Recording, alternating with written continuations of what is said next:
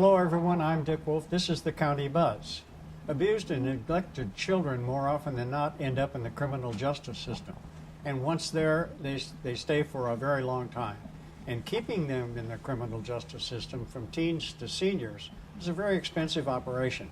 It just makes more sense to keep them out of the criminal justice system. Our two guests today are going to tell us how some of the things that you can do and we can do to keep kids in a home environment. We'll be right back. Hammers, your hometown department store. Unbeatable prices and new stock is always being added.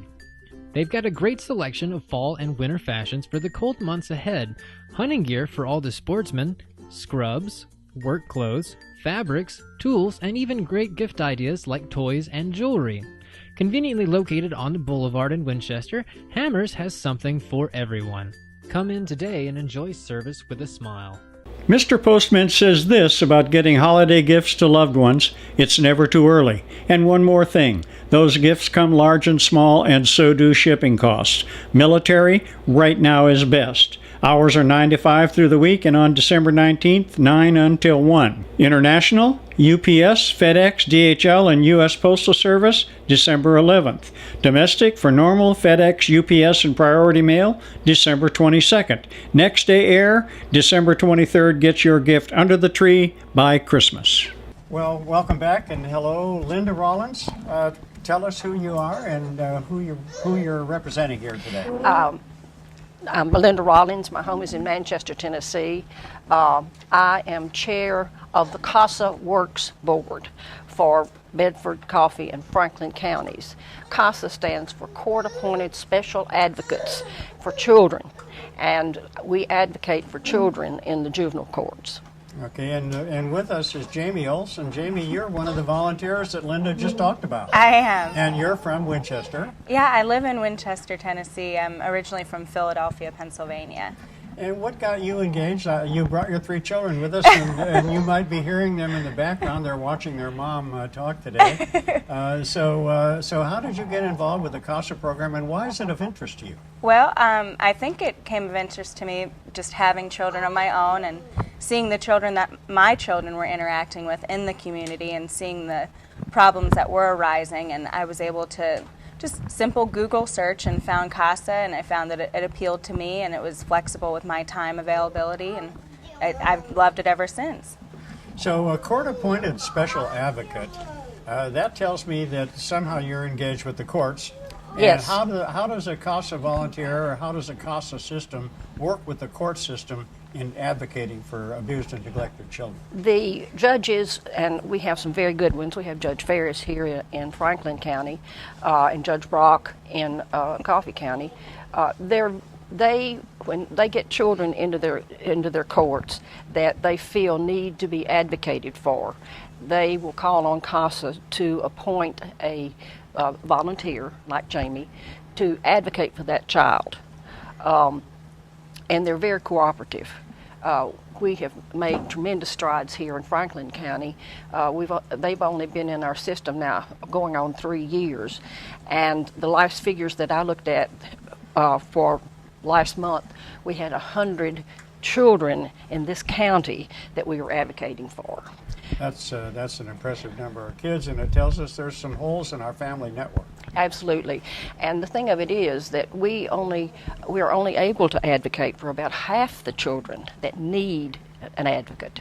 We just don't have the resources to do it at the present time. So CASA doesn't, or the court system doesn't? The CASA doesn't. Okay, so we need more volunteers. Absolutely. And how do you get your money? Well, we do fundraising. We do a great deal of grant writing. Wanda Strayhorn, who is our executive director, she has been with the program since its onset, and we go through various channels to write those grants and get money to support us. We get very little government money. Some of the communities will support us, the cities, and sometimes the counties will give us some funds, but we have to go and advocate and present ourselves and ask for those funds. The advocacy part, and I'm going to pull back on some of my own memory on this, but when a couple goes before a judge and a child custody is in dispute, the parents generally each have a lawyer, but the child doesn't. And so Correct. this is where CASA comes in. You provide a volunteer then that advocates for the child, and the child does get representation. Right. We probably wouldn't in a case like a divorce, but coming in through juvenile court, they've been referred to juvenile court. We work very closely with the state and the Department of Human Services and Child Services. We're partners in how we go about this. So it would have to be appointed by the judge in that case to advocate for the child. Okay. Now, Jamie, you're a volunteer, so you're doing this for free. Right. Do you reimburse volunteers for their mileage or any expenses? No, but normally you stay with your supervisor if you're going for your first visit or something. So you're normally in their vehicle and they do get reimbursed. Now, any kind of legwork you want to do, kind of go above and beyond, then that's just kind of out of your own time and you're out of your own pocket. Why don't you tell us sort of a typical experience when you get assigned a case? What are the steps that you take? Okay. Typically, we get assigned a case in the courtroom. So that's the first time we meet the parents and sometimes the child. And then after that, we make a home visit where we go to both parents' residence and then in some cases wherever the child is staying because of custody, whether it be with a foster family or with a family that they were appointed to. And then we do a home visit there. We assess the situation. We speak with our supervisor and see what she thinks about the situation. We look for resources to try and improve the child's life, whether it be if they need health as far as doctor's visits, that kind of thing, or if they need developmental skills or social skills. We try to find resources within the county. Campora with Eric Van Sant, he's fantastic as far as helping our organization. So he's a big resource. So it's pretty much you just go from there, see what the child needs, and work your best to try to get that for the child. And you've been doing this for how long? A little over a year. And if you had it to do all over again, would you? Oh, yeah. Yeah, I love it. I mean, you can see how busy I am, and I mean, this is something that I do for fun, believe it or not. So Linda, is it easy to recruit volunteers for the system? Yes and no. Okay. We do have, sometimes we have our luncheons or fundraisers, and we run into people who say, how can I help? And I said, well, there are lots of ways you can help.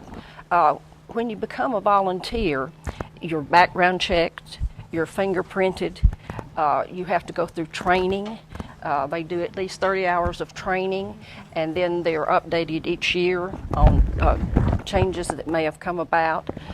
So there's some time involvement there, but I think the payoff is, like Jamie, it's seeing a child succeed. It's seeing a child placed in a permanent home, a safe, loving home. I might comment, we're talking about cost. It's estimated by the state that when a child is in foster care, depending on the number of services that child might need, if it's psychiatric, if it's physical, dental, like a developmental problem, that it can cost up to $10,000 a month for one child in foster care. Mm-hmm. And so if we can get children out of foster care and get them placed in a permanent home, and it may be back with the family. If we've worked with the family and we feel like the family can take the child back and the child will be safe, then it goes back to the family. That's the best solution. But otherwise, we try to get that child adopted, get them out of the foster care system. And I think you mentioned some figures, some statistics earlier about the population of the potential children that need CASA help, Right. Or that need help from outside organizations. Would you give us some of those numbers again? Well, we're advocating right now, the last figures I saw from Franklin County, 100 children here. and we have 90-something children in Coffee County, and then we have about 50 in Bedford County. And when you look at the system, and you know that you could advocate for that many more if we had the volunteers and we had the money to do it. And keeping them in the system is an expensive operation. Very. As you mentioned $10,000 a month. That's not chump change. No, it isn't, and that's a potential now. It doesn't cost every child that, but the services that some children need require that much funding. So it behooves us as taxpayers to be very supportive of programs and volunteers who help us get children out of the system and in permanent places. So this CASA Works program is in Bedford, Coffee, and Franklin counties. Correct. How many CASA operations are there in the state of Tennessee? Or do you know that? I really don't know. I know that we don't have one in every county. Lynn Farrer, who was the head of CASA Works, in fact, this program was part of a program in Bedford County in Shelbyville under a family center. And as CASA began to grow, it became obvious that they needed to break away from that so they could get more funding if they were freestanding. So that's why they broke away and they became CASA Works. Now you may want to know, why is it CASA Works instead of just CASA? Well, we thought when we put it together, and I was with the original board that wrote our bylaws and all these kinds of things, works is a noun and works is a verb. And so we felt like we were working with both of those things when we put CASA Works together. And Lynn Farah is now our state director, and the state office is located in Murfreesboro. Okay, at some point we'd like to talk to her. We've got more to visit with you about. Steel salvage. Looking for ways to clean your garage out and pick up a few extra dollars? Got an old engine block in your yard? If it's metal or wire, it has value, and Steel's Scrapyard will pay you for it. Cash money. What scrap, you say? Iron, cast iron, tin, bundles of wires, all sorts. Precious metals like aluminum, copper, brass. Bring top dollar. Even those storm windows and doors can bring you money. Put it on the scale and hold out your hand. Money for scrap. At Steels. Located at 504 4th Avenue Southwest in Winchester, they buy and sell almost everything. John T's Barbecue, conveniently located on the square in Winchester, full-service dining with a relaxed hometown atmosphere. Try some delicious items at reasonable prices. Fresh smoked meats including pulled pork, chicken, beef brisket, baby back ribs, and bacon. Other specialties include grilled burgers, fried catfish, smoking nachos, and stuffed Tennessee taters. Open Thursdays and Fridays 11 a.m. to 2 p.m. and 4 to 9 p.m. Saturdays 11 to 9 and Sundays 11 to 3. John T's, not your typical barbecue joint. Be back right after this. Welcome back, everyone. We are talking with Linda Rollins and with Jamie Olsen, and now a newcomer to our set. Why don't you tell us who our new guest is? This is Baby Jack. Baby Jack, who probably won't be talking much today. We didn't mic him. No, not today. Okay. So you're talking about CASA Works in the three-county region, Bedford, Coffee, and Franklin. Yes. And so what size staff do you have to run that operation? We have 3 people. 3. 3. You can count them on one hand, can't you? Absolutely. And they, Wanda Strayhorn and Dana Ferris and Christy Devers, and she lives in Estill Springs. And she's our newest staff member. We could use another staff person, but it involves more money. Yeah. And that's why we keep working and doing fundraisers and soliciting from people and different businesses to support our program. Why don't you give us your address and say it slowly, because we'll put a little roller underneath this picture, and maybe some of our listeners will sit down and write a check. I bet I can't give it to you correctly. Uh-oh. It's CASA Works, and it's on Carroll Street in We'll Tullahoma. provide the address. Very good. We'll provide the address, and it'll run under us here, and if people are so inclined, you're a nonprofit. Absolutely, It's 501(c)(3). tax exempt, so Absolutely. if a donation is, they can get a tax credit. Absolutely.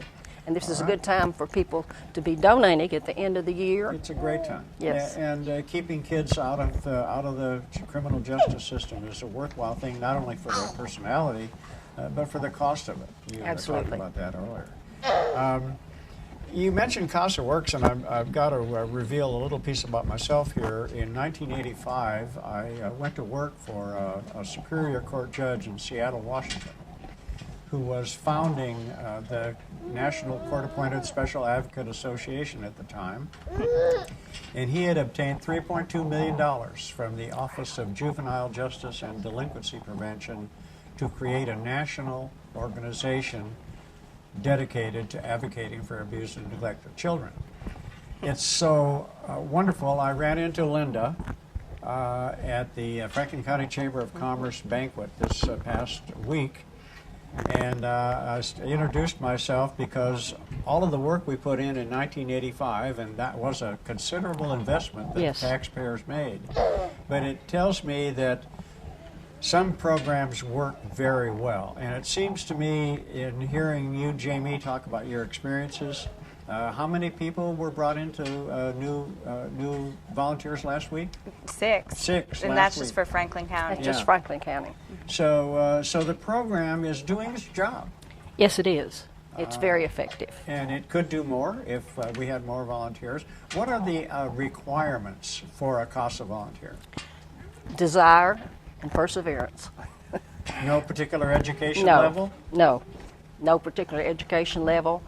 Just the desire to help children and the willingness to come and learn because there's lots that the volunteers go through in the study of the court system and their ethical behavior in terms of what they can and cannot do. Oh, of course. And which is very important, and we have some very strict guidelines, for example, about media and confidentiality, which is extremely important in cases like this. When she talked about the 6 volunteers that were sworn in, you need to know that these volunteers go before the court and are sworn in by the judges in the juvenile courts. So they become an asset to the court. Well, and that comes from the guardian ad litem, Yes. which is a legal definition for special court-appointed individuals like that. And I'm glad they didn't call it guardian ad litem. CASA is a lot better. Well, but here's the problem. Everybody thinks we're a Mexican restaurant. And so we have to explain that acronym. And I'm glad you brought up GAL, because in some states it's not known as CASA, but it's known as GAL. Guardian ad litem. Or my husband would have said guardian ad litem, but you know. And I knew your husband. It was I had a very great friendship with him. I met him at a goat roasting party. Oh, my with gosh. Flossie Davis and Bob Peters. Absolutely. Oh, what a crew. Yeah, that was a wild day, I'll tell you. I'm sure it was. So you just work in general sessions courts or The juvenile court. juvenile court? That's under the general sessions. Right. Yes. And Tommy Ferris, Judge Ferris, Yes. is a big fan, I'm guessing, of your work. Yeah. He's been very supportive. Yeah. And it takes the judge's support for it to really be effective. Right. Do you have any statistics at all on the effectiveness of this program? I mean, if you go in and advocate for a child, what are the chances that child's going to end up in a home? Out of 10 kids, how many You know, homes? I don't think I've seen any data on that. I will tell you this, that many of the volunteers that we have keep up with their children way after they have, when they're in their high school years, their collegiate years, they still stay in touch with them. And we've had some people come back that have gone through our program and said, we would not have made it if I hadn't had my CASA. That's what they call the volunteers, my CASA. So, Jamie, I see you've got a wiggling jack on Oh, your yeah. hands right now. Has your experience with CASA changed anything about your career path? Has it made you think about your future? Yeah, well, I do have a bachelor's degree, believe it or not, in fine art, and I had always considered pursuing education, but I think this has kind of really reinstilled in me how much I do want to pursue education, because a lot of the times the teachers or the advocates or whoever else are the only people that are helping these children. I mean, they may not have somebody to talk to at home or that sort of thing. So it all starts in the community. So if we can try to make the communities better for our kids and the schools better for our kids, I think that makes all the difference. So yes, in a way, this has changed my career path. Okay, well, listen, I think Jack is telling us that our time is nearly up, and I want to thank you very much for number one, Jamie, for your volunteering. Well, thank you. It's wonderful to hear these stories, especially in terms of my own past Right. and my work with CASA. It's great to know that your work sprouts and grows and does what it's supposed to do. Right. Linda, thank you so much for Oh, coming you're here so very from, welcome. We Coffee really County. appreciate this opportunity. And if anyone has an interest in supporting the CASA program, we will have provided the address, and write out a check, drop them, and make sure you keep a copy of it because you can deduct it from your income tax. That's it for now. This is the County Buzz. We are on Comcast Channel 3. If you're watching us here, you can check us out again on YouTube at Franklin County Buzz, on the Facebook page, Franklin County Buzz. And if you've got something you want us to see or put on the air, just post it on your favorite social media, hashtag Franklin County Buzz. We'll pick it up, and we'll see you later.